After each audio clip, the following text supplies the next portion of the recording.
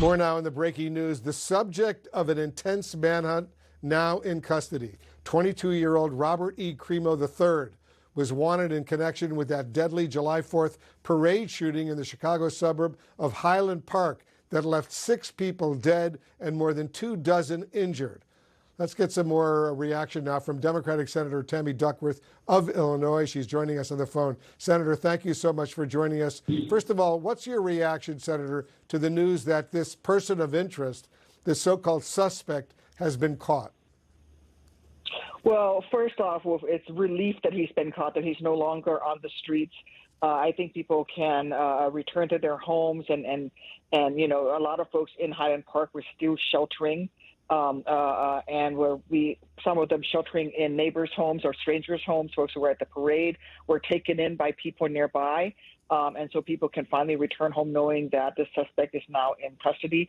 And just incredibly grateful to the police officers and first responders, especially the North Chicago police officer who, you know, really spotted this person of interest, and we were able to capture him. They spotted the silver Honda first, and then they looked inside and they spotted this person of interest. Very, very significant indeed. I know, Senator, you had a chance to speak with President Biden and the Secretary of Homeland Security today. What resources is the federal government offering right now, offering to officials in Illinois in dealing with this horrific mass murder? Well, Secretary Mayorkas, I chatted with him today, and he's offering whatever resources we may need from the federal government. But I will tell you that I am so proud of the state of Illinois and our municipal police and our state troopers who have all come together. I was there on the scene at Highland Park, and there were multiple SWAT teams as well as different units of first responders who volunteer for this additional duty as police officers on the various police forces. And they were all there. Things are well in hand there in Highland Park under the leadership of Mayor Nancy Rotering. And so I am very, very pleased with how the operation proceeded today. But yes, the federal government is offering whatever resources we need. And I've also made sure that the mayor knows that, you know, I would do everything that I can to bring forward anything that she might need from the federal government. What I want to do, Senator, is I want to play once again. We've done it already, but let me play it again because it's so horrific, the video of the parade as the shooting actually started. And you'll listen, you can hear dozens of shots ring out in a very, very short amount of time. Let's play the video right now that I'll discuss with you.